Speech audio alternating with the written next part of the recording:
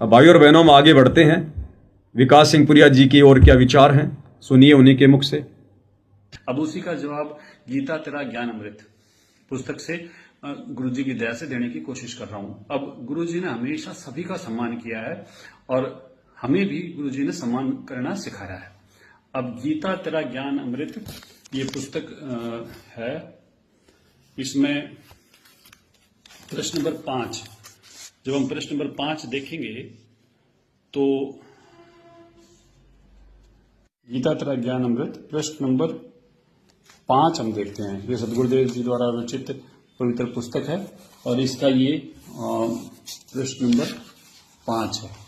ये आप देखें, आपको कैमरा नजर आए, प्रश्न नंबर 5। और इसमें हम यहाँ आ जाएं नीचे, ये जो वाणी है ये वही मोहम्मद, वही महादेव, वही आदम, वही ब्रह्मा, दास गरीब दूसरा कोई नहीं, देख अपने घर में। यहाँ सदगुरुदेव जी ने गरीबदास जी की वाणी का रेफरेंस लिया है। यहाँ गरीबदास जी स्वयं भी महादेव शब्द इस्तेमाल कर रहे हैं शंकर जी के लिए। महादेव, पवन गुरुद्रोही, ध्यान से सुन ले, महादेव शब्द गरीबदास जी ने इस्तेमाल किया है। तो विकास सिंह पुरिया जी कह रहे कि पवन गुरुद्रोही ध्यान से सुन ले, शंकर जी के लिए महादेव शब्द स्वयं गरीबदास जी ने यूज किया है। यानी महादेव का मतलब होता सभी देवों का देव, सबसे बड़ा भगवान। कह रहा शंकर जी हैं। और गरीबदास जी ने अपनी वाणी में कहा है, कर दी विकास सिंह पुरिया जी ने बच्चों जैसी बात। अगर इन्होंने गुरुदेव के सत्संग सुने होते तो आज इस प्रकार की नादान भरी बातें ना करते। ये तत्व भेद एक न्यारा रे साधु भाई, तत्व भेद एक न्यारा। अब यहां गरीबदास जी ने काल के पुत्र शिव को महादेव की संज्ञा क्यों दी है, उसके देने के पीछे का रीजन क्या है, यह इन्होंने गुरुदेव के सत्संगों से नहीं समझा। अब गुरुदेव भगवान ने एक बार अपने प्रवचन में कहा कि एक बार मैं अपने कुछ सैकड़ों भक्तों को लेकर और छुडानी में जो गरीबदास जी का जो मंदिर है, आश्रम है, वो देखने चले गए। रात को हम सब वहीं पर ठहर गए। सुबह जब भगत उठे तो भक्तों ने देखा कि जो ब्रह्मानंद जी थे, वहां के जो महंत जी थे छुडानी धाम के, वो सुबह सुबह उठे और उन्होंने अपने कमरे के बिल्कुल सामने शंकर जी का मंदिर बनवा रखा और सुबह उठते ही उसके ऊपर जल वगैरह चढ़ाने लगे। अब भक्तों ने तो सृष्टि रचना सुन रखी थी कि भाई हमने तो केवल एकमात्र अपने कबीर भगवान की भक्ति करनी है, और गरीबदास जी ने भी यही बताया है। और गरीबदास जी के सदग्रंथ को आधार बना के गुरुदेव पहले सत्संग किया करते थे। तो भक्तों ने जो गुरुदेव से सुना था और उधर उन्होंने जो ब्रह्मानंद जी की जो वो क्रिया देखी, तो भक्तों ने सतगुरुदेव जी के पास में आकर कहा कि गुरुदेव ये क्या हो रहा है, आप तो कहा करते थे कि गरीबदास जी ये हैं वो हैं, वहां तो जो है कबीर जी की भक्ति होती है उस मंदिर में छुडानी में, और ये क्या गुरुदेव। तो गुरुदेव भगवान ने देखकर कहा कि अब मैं क्या बोलूं उनको। अब उन छुडानी धाम वालों की उन क्रियाओं को देखकर, ज्ञान विरुद्ध उन क्रियाओं को देखकर मैं क्या बोलता। और जब हमने उनसे बातचीत की तो उस ब्रह्मानंद जी ने कहा, जी गरीबदास जी तो खुद कह रहे हैं कि गरीबदास धर शिव का ध्यान, भक्ति मुक्ति जिंदीनी दान। गरीबदास जी तो खुद कह रहे हैं कि शंकर जी का ध्यान धरो।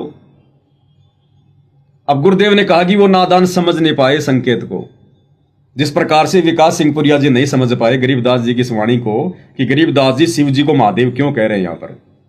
फिर गुरुदेव ने इसका विश्लेषण किया कि गरीबदास जी का पंथ 12वां पंथ था और 12वें पंथ में ये पूरा तत्व ज्ञान भक्तों को नहीं देना था। 12वें पंथ होवे उजियारा और 13वें पंथ हो मिटे सकल अंधियारा। तो गरीबदास जी ने उन लोगों के लिए ये वाणी लिखी है जो लोग गरीबदास जी से उपदेश ना लेकर और जो छोटी मोटी देवी देवताओं की साधना जो करते रहते थे भैरव भूत की, उन लोगों के लिए गरीबदास जी कह रहे हैं कि अरे कम से कम तुम जो छोटे मोटे ये जो पत्थर हैं, ये पीपल हैं, ये पेड़ हैं, ये चौराहे हैं, जो तुम इनकी भक्ति कर रहे हो ना, इससे अच्छा तो शंकर जी की भक्ति कर लो।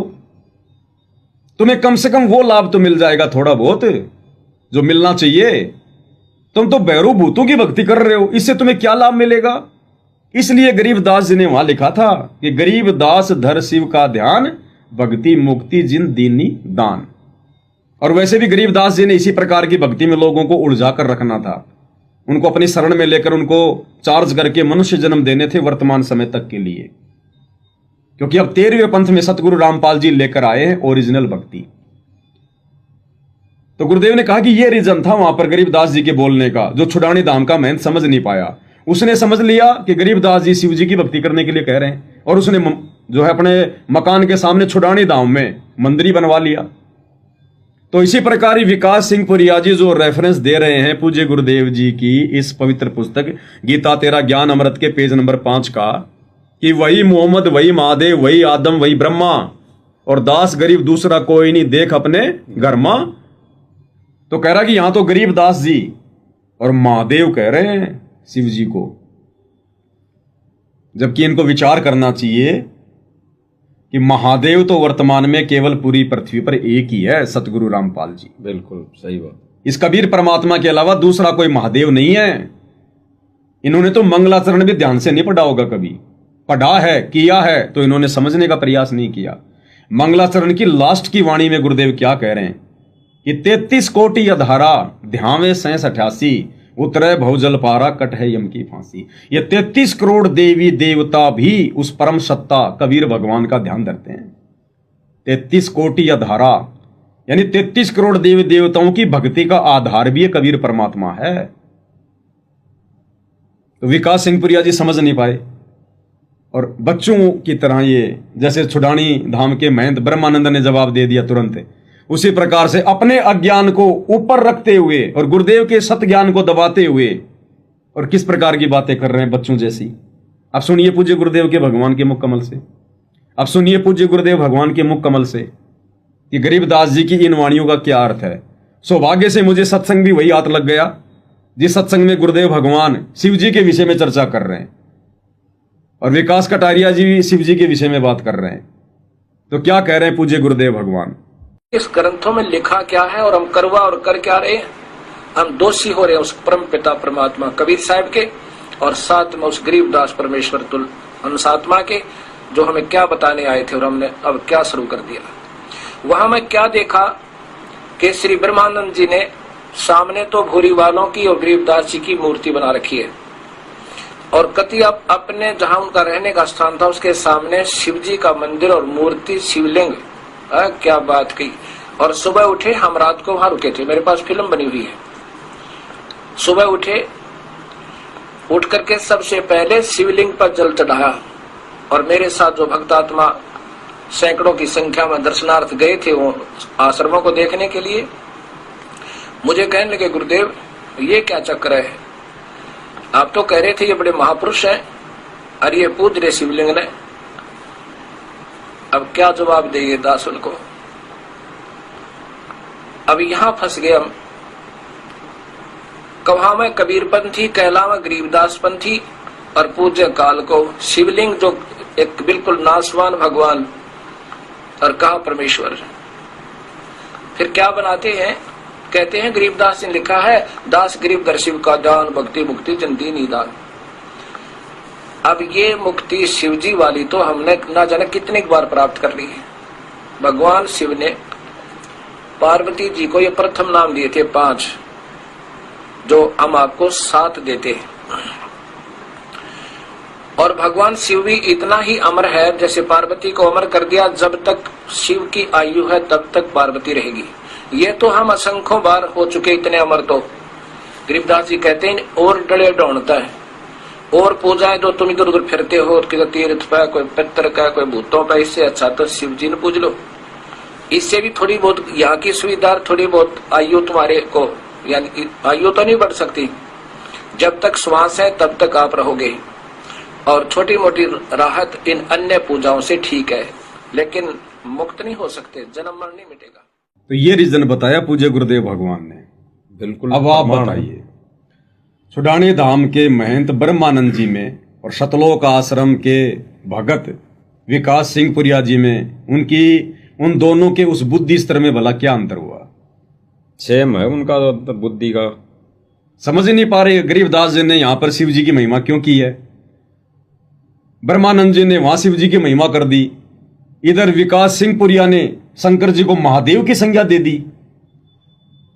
अरे ये महादेव थे, लेकिन कब तक? जब तक हमें ज्ञान नहीं था तब तक ब्रह्मा भी महादेव था, विष्णु भी महादेव था, शंकर भी महादेव था, परशुराम भी महादेव था, भैरव भूत भी हमारे लिए तो भगवान ही थे, महादेव ही थे। बिल्कुल। जो हमारी शंका का समाधान कर दे हमारे लिए भगवान ही था। अभी जैसे हरियाणा में ये आश्रम वाले इन गांव वालों का मोटर और पाइप देकर इनकी बाढ़ का पानी निकाल रहे हैं, तो गांव वाले क्या बोल रहे हैं कि जो हमारा पानी निकाल दे हमारे लिए तो वही भगवान। तो विकास सिंह पुरिया जी को थोड़ा सा विचार करना चाहिए। ये काल की सूक्ष्म चाल में फंसते जा रहे हैं, ये इनकी परीक्षा का समय है। ये मान बढ़ाई के चक्कर में भगतने नहीं आना चाहिए।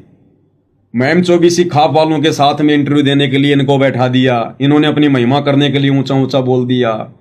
परमात्मा कहते हैं कि बड़ बड़ बोले सो भूत है और थोड़ा बोले देव। ये जो ज्यादा जो बड़बड़ बोलता है ना, उसको परमात्मा ने भूत की संज्ञा में लिया है। और काफिर के अंग में परमात्मा कहते हैं वो काफिर जो बड़बड़ बोले और वो काफिर घाट जो तोले। आवश्यकता से ज्यादा अपना अज्ञान सामने रखने वाला भी परमात्मा ने ढेड़ बताया, काफिर बताया। तो भाई विकास सिंह पुरिया जी, मनुष्य जन्म हमें परमात्मा की भक्ति के लिए मिला है। ये मान बढ़ाई, ये चौधरपना, ये प्रधानी यहां 4 दिन की है। वो बड़े बड़े संत महात्मा ऋषि, बड़े बड़े नकली भगवान आज गधे कुत्ते बन के लैट्रिन खा रहे हैं। इस काल का विधान क्या गुरुदेव ने हमें बताया नहीं, समझाया नहीं क्या? किस बात की चाहत है यहां पर? ये महिमा किसी की नहीं, ये ब्रह्मा विष्णु महेश की फीकी पड़ गई आज महिमा सतगुरुदेव के आने के बाद में। हम 2 कोटि के जीवों की क्या महिमा? हमने तो भक्ति करके अपना बेड़ा पार करवाना चाहिए, भगत ने सत का साथ देना चाहिए, ये ग्रुपबाजी नहीं करनी चाहिए। तो अब आगे विकास जी और क्या कुछ अपनी शंका व्यक्त कर रहे हैं, परमात्मा जी के आशीर्वाद से उनकी शंका का समाधान होगा, फिर सुनिएगा। और संत रामपाल जी लिख रहे हैं कि बाबा आदम जी भगवान ब्रह्मा जी के लोक से आए थे, क्योंकि मानव जन्म में की गई साधना के अनुसार प्राणी भक्ति के अनुसार ऊपरी तीनों देवताओं के लोक में बारी बारी जाता है। भगवान ब्रह्मा जी, ये लिखा है संत रामपाल जी ने ब्रह्मा जी के लिए।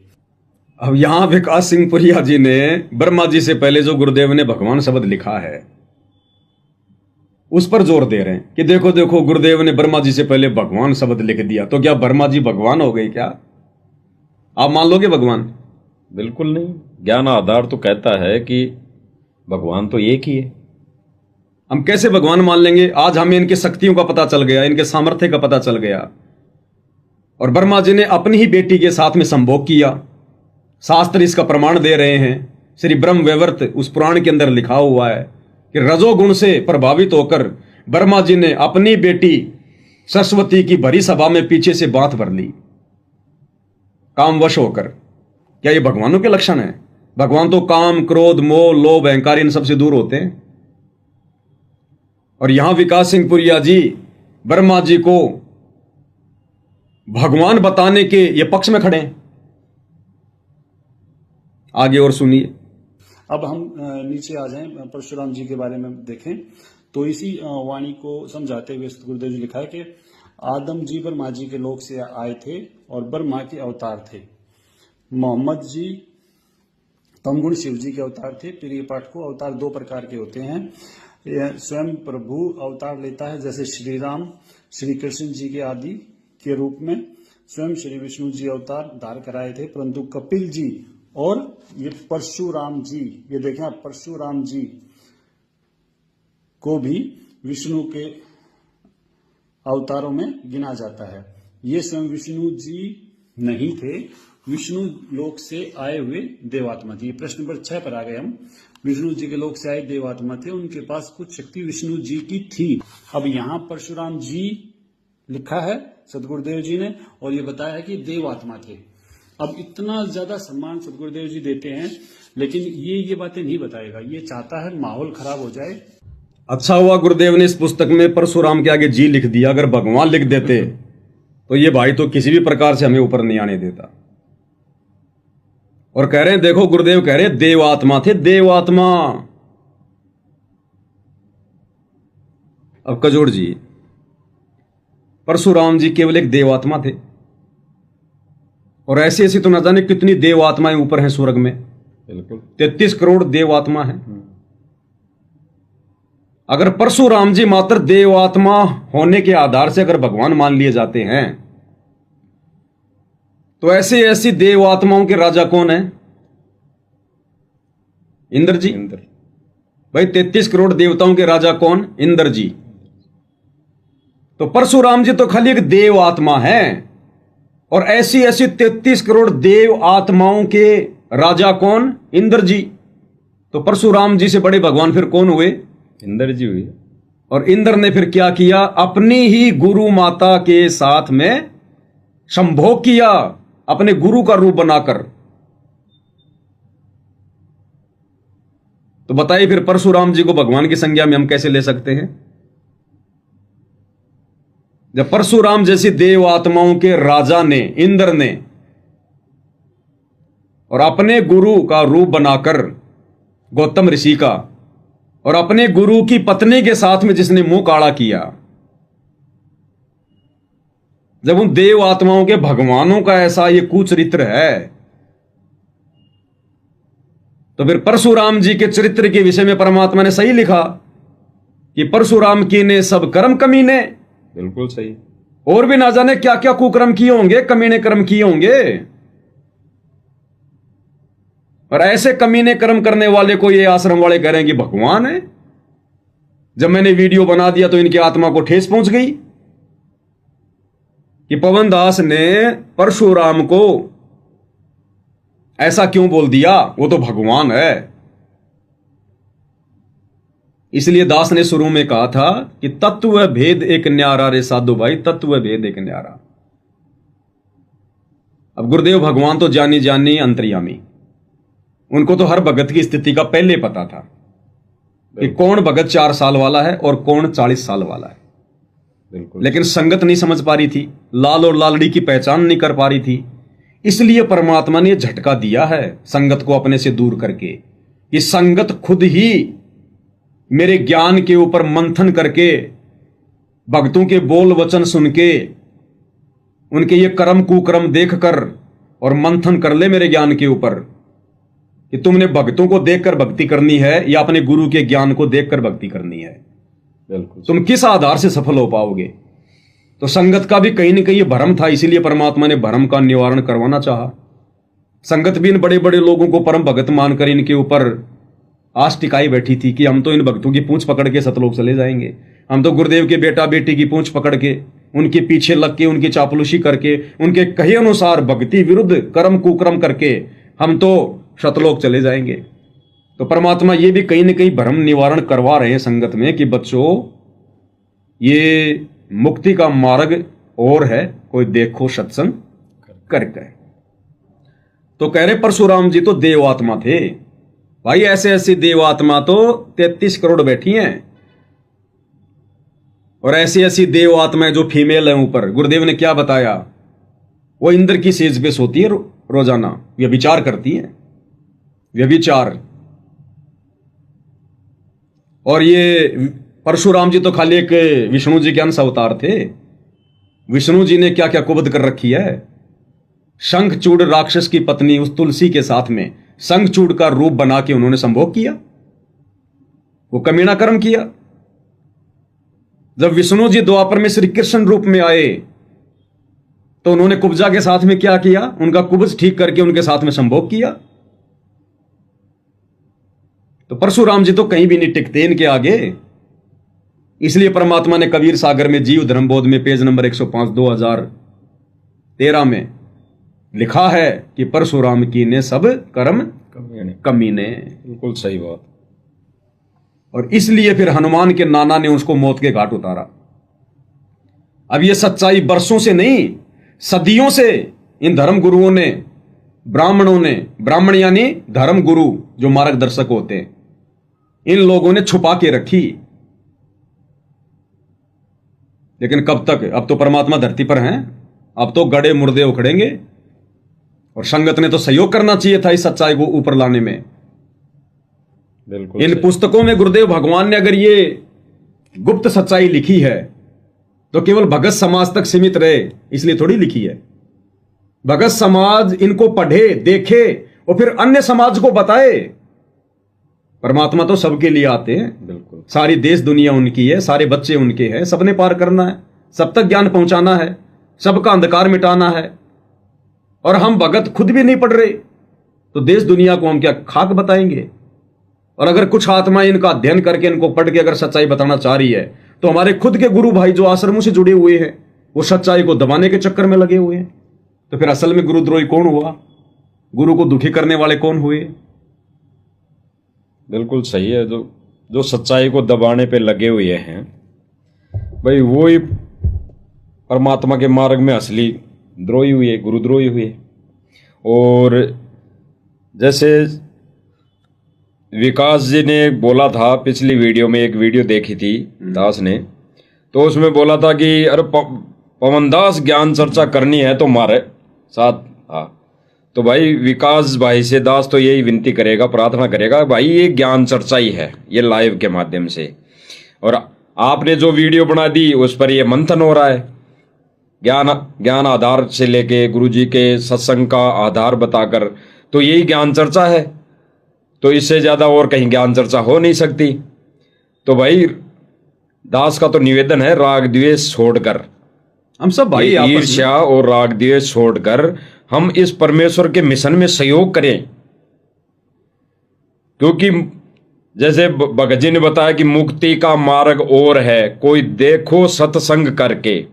तो सत्संग जो गुरुजी ने कर दिया वो नहीं है, सच्चाई का संग है, सच्चाई का संग, सच्चाई का साथ देना, सच्चाई को जन जन तक पहुंचाना, यही सत्संग है। इसीलिए मालिक ने दास से पोस्ट डलवा भी दी थी दिन में।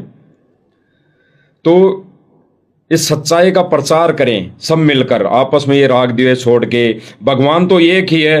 अब हम उस पूर्ण परमेश्वर की शरण में आने के बावजूद भी, हम एक पूर्ण संत के भगत होकर भी, हम अन्य इस 21 ब्रह्मांड के जो प्रधान हैं, जिनको सीट दे रखी है, उनको भगवान बनाने की कोशिश करें तो फिर हमें ज्ञान नहीं, ये तो हमारी मूर्खता है। तो विकास जी से हम तो यही प्रार्थना करेंगे कि भाई इस सच्चाई को स्वीकार करो। और जैसे परशुराम जी को मानने वाले जितने भी भाई बहन हैं वो भी परमात्मा के बच्चे हैं, तो उनको भी इस सच्चाई से रूबरू करवाने की हमारी सेवा बनती है, फर्ज बनता है कि भाई देखो परशुराम जी ऐसे हैं, इसकी भक्ति करने से मुक्ति नहीं, मोक्ष नहीं। तो ये इसीलिए ज्ञान दिया था सतगुरु रामपाल जी भगवान ने। और मान लो अगर आपके नजरों में हम गलत हैं तो गुरुदेव के ज्ञान आधार से, उनके भक्ति विधान से हमें गलत साबित करो। बिल्कुल। यदि हम गलत हैं तो कान पकड़ के माफी मांगेंगे अपनी गलतियों की। बिल्कुल। और आप हमारे बड़े भाई हो, जितने भी आप सतलोक आश्रम वाले हो, आप सब हमारे बड़े भाई हो। आप हमसे काफी वर्षों पहले पूज्य गुरुदेव भगवान की शरण में हो। बिल्कुल। और निसंदेह आप लोगों को हमसे ज्यादा ज्ञान भी है। हमने तो केवल गुरुदेव के वही वचन सुने हैं जो गुरुदेव ने अपने सत्संगों में किए हैं। इन लोगों ने तो गुरुदेव के साथ में रहकर भी बहुत सारा एक्स्ट्रा ज्ञान लिया है। ऐसी बात नहीं, हम तो इनसे भी बहुत कुछ सीखते हैं। तो आप लोग भी इस शत मिशन में, आप जी जो सत्य भूमिका है, तो आप जी भी परमेश्वर के इस सत्य मिशन में सच्ची भूमिका निभाओ। और हम तो आप लोगों के पीछे पीछे चलेंगे, आप लोगों के नौकर बन के चलेंगे, आप लोगों के दास बन के चलेंगे। अगर आप गुरुदेव के ज्ञान आधार से अगर आप चलना चाहते हैं तो हम लोग आगे नहीं, हम तो आप लोगों के पीछे आपके गुलाम, आपके नौकर, आपके दास बनकर चलेंगे। जैसा आप हमें आज्ञा दोगे, आदेश दोगे, यहां खड़े हो जाओ, ये सेवा है, हम वहीं खड़े रहेंगे। हमें कोई मान बढ़ाई नहीं चाहिए, हमारे को बिल्कुल भी भगवान चाहिए, और भगवान मिलेगा आधीनी से। तो हम तो भाई तैयार हैं, बिल्कुल। गलती है साबित करो, कान पकड़ के माफी मांगे सार्वजनिक। और जैसा आप लोग कहोगे, आदेश दोगे, हम वैसा ही करेंगे भक्ति मार्ग पर, यदि आप गुरु के विधान अनुसार चल रहे होंगे तो। आप लोगों को कहीं ये लग रहा हो कि भाई ये सात संगति वाले संगत को भ्रमित करना चाहते हैं, ये गुरुदेव के आश्रमों को छीनना चाहते हैं, ये गुरुदेव की गद्दी प्राप्त करना चाहते हैं। एक सत्संग में गुरुदेव ने कहा कि इंद्र दा राज कागदा बिष्टा ना भोगा इंद्राणी नु। हम सत्सेवक भाई बहन तो थूकते हैं इन आश्रमों के ऊपर और इस गुरु गद्दी के ऊपर। गुरुदेव ने एक सत्संग में बताया ये तो सबसे नीच कर्म है इस लोक में आके गुरु बनना। इस लोक में गुरु बनने का मतलब है ढेर सारे पाप कर्म अपने ऊपर लेना। जीव कर सकता है क्या? इसलिए जीव ने तो थूक के चलना चाहिए इस गुरु गद्दी के ऊपर। इस गुरु गद्दी का अधिकारी तो स्वयं परमात्मा होता है। तो जीव यहां पर गुरु नहीं बन सकता। और जितने भी गुरु बन के बैठे हुए हैं अंत में इनकी क्या इनका हसर बताया, जंगली भूत बन के फिरेंगे, अजगर बनेंगे, चींटियां चिपकेंगी, नोच नोच के खाएंगी। इतने पाप कर्म कहां लेके जाएंगे? इसीलिए सात संगति में तो कोई कोऑर्डिनेटर बनने से भी डरता है। कोऑर्डिनेटर बनने से भी कहीं कोई गलती ना हो जाए, ऊंच नीच ना हो जाए। तो भाई ये परमेश्वर का मार्ग बहुत ही सीधा साधा, साफ सुथरा और सरल है, सहज है। इसको काटू भरी सेज ना बनाओ। परमेश्वर की आत्माओं को भक्ति करने दो भाई। ये भ्रमणा, ये भटकना, ये अज्ञानता, ये तो सदियों से चली आ रही है। हमने तो गुरुदेव का कंधे से कंधा मिलाकर इस मिशन में उनका साथ देना चाहिए। और हम लग गए काल के कार्यों में, उल्टे कार्यों में, मनमुखी कार्यों में, राजनीति में, दुनिया के साथ झूठा भाईचारा निभाने में। क्या दे देगी हमारे को ये दुनिया? अंत में ठेंगा दिखाएगी दुनिया, ठेंगा। मतलब के बिना कोई नहीं प्यारा। ये जो झूठी जय जयकार सतगुरु रामपाल जी भगवान की गांव वाले कर रहे हैं ना, ये तब तक कर रहे हैं जब तक इनके गांव में मोटर पाइप पहुंच रही है। आप लोग इनको ज्ञान से नहीं जोड़ रहे।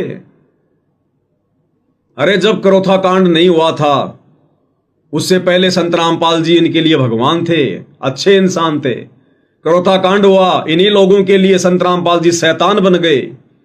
बरवाला कांड हुआ, इन्हीं लोगों के लिए संत रामपाल जी शैतान बन गए। आज इनके गांव में मोटर पाइप पहुंच गए, इनके लिए संत रामपाल जी भगवान बन गए। कल को छोटा सा कोई झटका और लग गया, फिर से संत रामपाल जी इनके लिए शैतान हो जाएंगे। क्योंकि ये तो अपने स्वार्थों के कारण जय जयकार कर रहे हैं, ज्ञान आधार से थोड़ी कर रहे हैं। और आप आश्रम वाले भी जलती आग में घी डाल के और ज्यादा उसको भड़का रहे हैं। आश्रम वाले पोस्ट करते हैं कि देखो भाई, जब गांव वाले संत रामपाल जी की जय जयकार करते हैं, उनकी महिमा करते हैं, जयकारा लगाते हैं, हमारी आत्मा गदगद हो रही है। वो नशेड़ी आदमी, हुक्का पाड़, गांव वाले अनुपदेशी, जिनको भक्ति का कैख है, ज्ञान नहीं, अपने स्वार्थों के लिए संत रामपाल जी को भगवान भगवान कह रहे हैं। जब वो जयकारे लगाते हैं तो आश्रम वाले कहते हैं हमारी आत्मा गदगद होती है। और इधर ज्ञान आधार से सत्सेवक भाई बहन अपने गुरु को परमात्मा मानकर उनको भोग लगाते हैं, उनकी महिमा में उनके शब्द गाते हैं, उनके चवर कर रहे हैं, उनकी आरती उतार रहे हैं। इसमें इनकी आत्मा गदगद नहीं होती। तो इससे यह साफ साफ झलकता है कि ना केवल आश्रमों के मुख्य मुख्य लोग, आश्रमों से जुड़ी नादान संगत भी अनजाने में अपने ही गुरु भाइयों से, सत्सेवकों से राग द्वेष ईर्ष्या पाल चुकी है। और राग द्वेष ईर्ष्या का जो शिकार व्यक्ति होता है वो कभी भी मुक्ति प्राप्त नहीं कर सकता। गुरुदेव तो हमें स्वयं कहते हैं कि भाई अब छोड़ो द्वेष और राग, या उम्र बतेरी जाली। कि नालायको, कितनी उम्र बीत गई तुम्हारी, युगों युगों से तुम इसी राग द्वेष ईर्ष्या में तो सड़ रहे हो। अब तो कम से कम इससे बाहर निकलो, भक्ति करो, भगवान को पहचानो। इस अरबों खरबों की जनसंख्या में से चंद आत्माओं पे दया हुई है, ये मौका मत चुको। काल तो ऐसे लफड़े पूरी जिंदगी रखेगा। भगत ने अपना बुद्धि विवेक लगा के ज्ञान को आधार बना के अपना निर्णय स्वयं करना है। तो अंत में विकास सिंह पुरिया जी क्या कुछ कह रहे हैं, उनके थोड़े विचार और सुन लेते हैं। मक्का महादेव का मंदिर है। इसमें जो साखी ली गई है वो नानक साहिब जी की ली गई है। और इसमें लिखा है, आखे नानक शाह सच सुन ओ चार इमाम, मक्का है महादेव का ब्राह्मण सन सुल्तान। यहाँ पे नानक जी ने भी शंकर जी के लिए महादेव लिखा है। अब इसी में आगे चलेंगे तो यहाँ रेफरेंस है, अन्य उदाहरण दिया है सदगुरुदेव जी ने।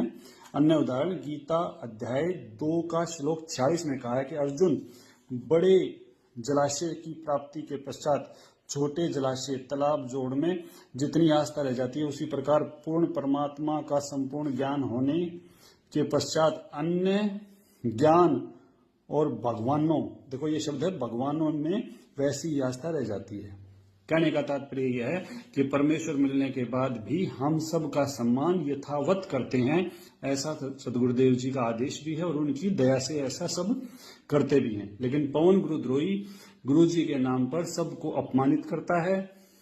वो चीजें भी, जैसे कबीर जी का फोटो फाड़ देना, मतलब ये सब का अपमान करने में कोई कसर नहीं छोड़ता और उसमें नाम गुरु जी का लेता रहता है, जिससे सिर्फ कोशिश इसकी ही है कि जो गुरु जी और समाज के बीच में बहुत अच्छा रिश्ता बन चुका है ये उसको खराब कर सके।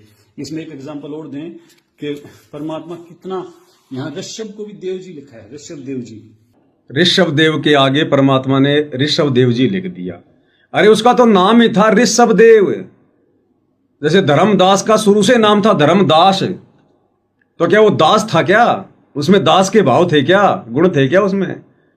तो इसी प्रकार ऋषभ देव का तो जन्म से नाम था ऋषभ देव। और कह रहा है कि ऋषभ देव को भी देखो परमात्मा जी देव लिख रहे, देव यानी भगवान। तो पूजो फिर इन सबको। फिर संत रामपाल जी को पूजने की क्या जरूरत है? संत रामपाल जी के अलावा तो बहुत सारे देव हैं। ऋषभ देव भी है, परशुराम देव भी है, महादेव भी है। फिर सबको पूजो फिर इनको।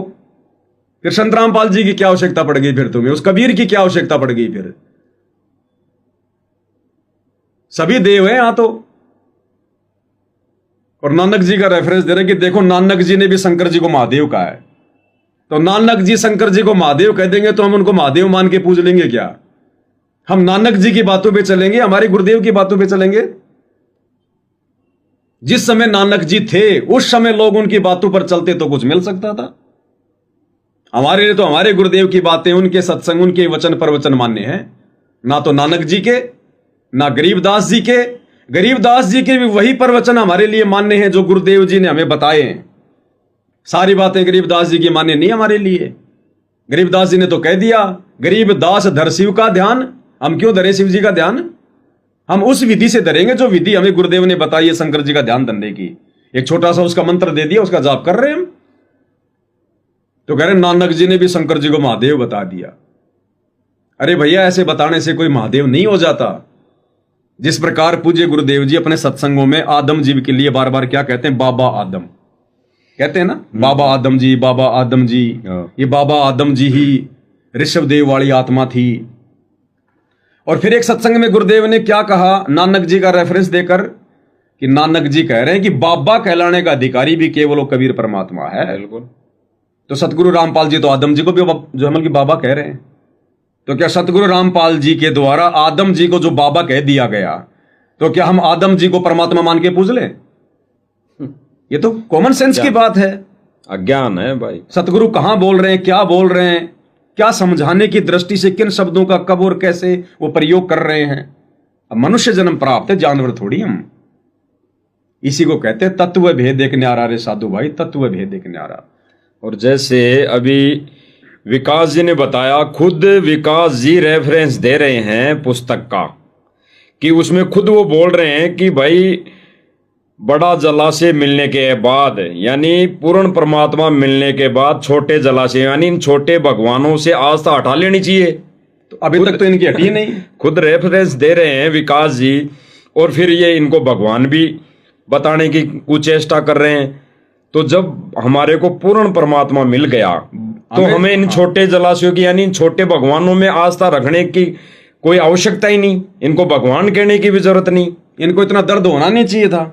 इन भाइयों को तो इतनी वो होनी नहीं चाहिए। तो सारी चीजें हैं। तो ये अपने अज्ञान का मतलब खुद ही पर्दाफाश कर रहे हैं ये। अब परमात्मा कहते हैं भाई जिसकी जितनी बुद्धि उतना ही समाए, उसका बुरा मत मानियो, बेचारा अधिक कहां से लाए। और फिर गुरुदेव भगवान ने कह भी तो दिया कि जब एक विवेकी आत्मा को, विवेकी भगत को ये ज्ञान हो जाएगा, तत्व ज्ञान हो जाएगा, तब इनकी आवश्यकता ही नहीं रहेगी। शास्त्रों की आवश्यकता जितने शास्त्र है, ये भी शास्त्र दिखा रहा है, क्लियर हो जाएगा टोटल। केवल अपने गुरु के वचनों पर ही हम लोग फिर विश्वास बस वो वचन और वचन है सूक्ष्म वाणी। भाई चारों वेद हैं, गीता जी हैं, ये भी तो हमारे गुरु के वचन हैं। हाँ, ये भी तो इसी कबीर भगवान ने दूसरे लोगों में प्रेरणा करके लिखवाए हैं। बिल्कुल बिल्कुल। और आज वो परमात्मा खुद धरती पर आकर संत रूप में अगर सत्संग कर रहा है तो शास्त्रों से भी ऊपर का ज्ञान दे रहा है ना। तो भगत के लिए सर्वमान्य क्या हुआ? गुरु के वचन, उनके द्वारा लिखी गई पुस्तकें सबसे बड़े शास्त्र। बिल्कुल भाई उन शास्त्रों में तो आधा अधूरा ज्ञान था, चारों वेदों में आधा अधूरा ज्ञान था, तभी तो भगवान ने आके पांचवा वेद सूक्ष्म वेद बोलना पड़ा। तो अब हम भक्तों ने तो अपने गुरुदेव के वचनों को परम शास्त्र मानकर भक्ति मार्ग पर आगे बढ़ना चाहिए। कलयुग की पिछली पीढ़ी है, मोक्ष प्राप्त करना है। नकली भगवानों की महिमा करते करते हमारे दादा परदादा भूत बन के घूम रहे हैं। क्या हम भी आज वही गलती करेंगे? तो आगे क्या कुछ करें विकास जी लास्ट में? महात्मा की ऋषभ देव का आइया कभी नामे करतार, यानी कि ऋषभ देव जी को भी ऋषभ देव जी लिखा है। लेकिन जब पवन गुरुद्रोही इन बातों को, उसको सम्मान देना किसी को नहीं आता, लेकिन फिर बाद में ये कहता है कि नहीं बस बाकी सब गलत हैं, एक पवन गुरुद्रोही वो ठीक है। मैं आपसे फिर विनती करता हूं कि पवन गुरुद्रोही एक ऐसा व्यक्ति है जिसके खिलाफ परमेश्वर ने FIR करानी पड़ी है। तो इसी के साथ सदगुरु रामपाल जी महाराज जी की जय।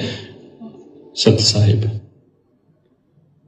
तो गजोड़ जी आपने सुन लिए हमारे परम आदरणीय भाई विकास कटारिया और विकास सिंहपुरिया जी के अनमोल प्रवचन। अब निर्णय तो देखो, कलयुग की पिछली पीढ़ी है, परमात्मा ने सबको शिक्षित कर रखा है, तत्व ज्ञान से ओतप्रोत कर रखा है। अब भी अगर कोई नीर खीर का निबेरा करके सत भक्ति पर नहीं चलेगा, सत का साथ नहीं देगा, तो भाई फिर कैसे मोक्ष संभव है? बाकी देखो भाई, दास तो कुछ दिन पहले तक ऐसे मानता था भाई आश्रम वाले तो बड़े भगत हैं, बड़े ज्ञानी भगत होंगे, इनको ज्ञान होगा, बुद्धि और विवेक होगा इनके अंदर। लेकिन आज इस भाई यानी विकास जी सिंहपुरिया जी का ये जो 5-7 मिनट का जो ये प्रवचन सुने, तो इनसे दास को तो यही लगा कि भाई विकास जी को इस भक्ति मार्ग का कह भी नहीं पता। बिल्कुल विकास भाई कह भी नहीं पता आपको, भले आपने 20 साल हो गई नाम लिए, लेकिन जो आपने अभी उदाहरण दिया ना इसको लेकर, यानी इन 33 करोड़ यानी 21 ब्रह्मांड में जितने भी ये छोटे मोटे पदाधिकारी देवता हैं, इनको भगवान बताने की जो कुचेष्टा की है, पूर्ण भगवान मिलने के बाद तो आपको कह भी ज्ञान नहीं है, यानी कह का भी ज्ञान नहीं है।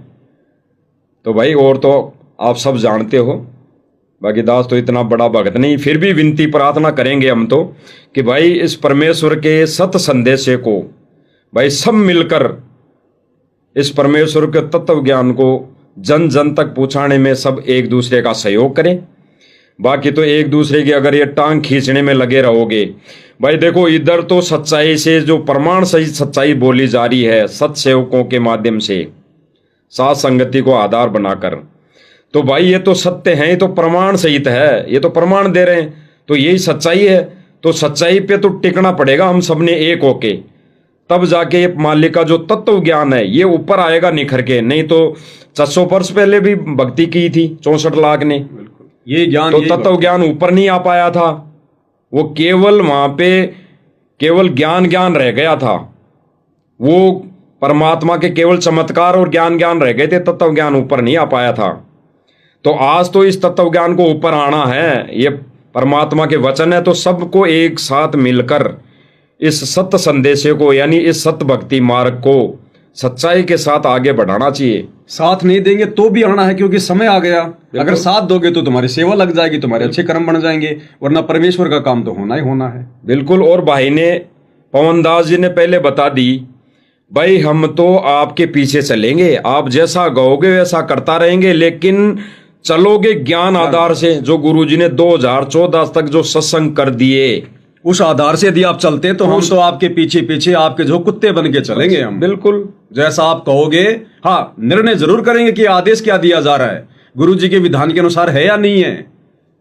अगर गुरु जी के आदेश और विधान के अनुसार है तो भाई बिल्कुल उस कुत्ते की तरह पूंछ लाते लाते तुम जैसी सेवा दोगे हम वैसी करेंगे। अन्यथा भाई जो सेवा परमात्मा ने दे रखी वो तो हम अपनी निभा ही रहे हैं। अब ये तो सेवा परमात्मा करवा रहा है, तो भाई ये तो इसमें हम तो निमित्त मात्र है, खाली बस निमित्त मात्र। जीव की क्या औकात है, संदेशा दे सकते हैं, मानना ना मानना ये सामने वाले के संस्कार पे उसके बुद्धि विवेक के ऊपर निर्भर है।